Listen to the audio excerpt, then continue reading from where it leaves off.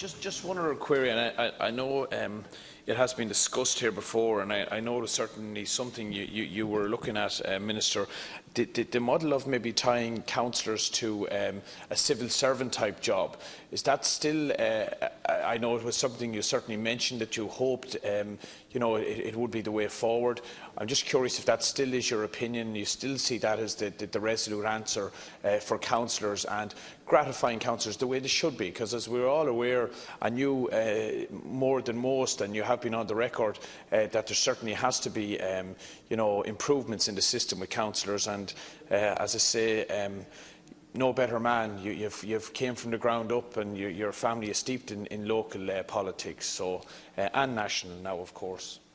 Thanks, Senator Davitt. Minister Phelan.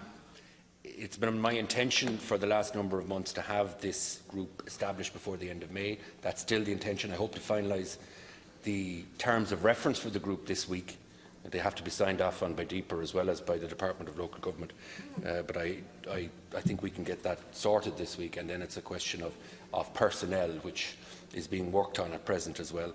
It is absolutely the intention to remove political decision-making from the remuneration of councillors in the future, and to establish for once and for all a link between a public sector grade and the work of county and city councillors across the country, and therefore ensure that any benefits that accrue to grades in the civil service will also accrue to councillors, and that includes things like pensions and health provision, but also other changes that I suppose it's particularly timely, seeing as we're going to have the review of the local electoral areas across the country published in the middle of next month, and that this group will produce its report before Halloween, and therefore people will have 7 or 8 months in advance of the next local elections before deciding about standing again in local elections, or new candidates that want to stand for council elections across the country. Okay, thanks very much, Minister. Thanks, Senator Davitt.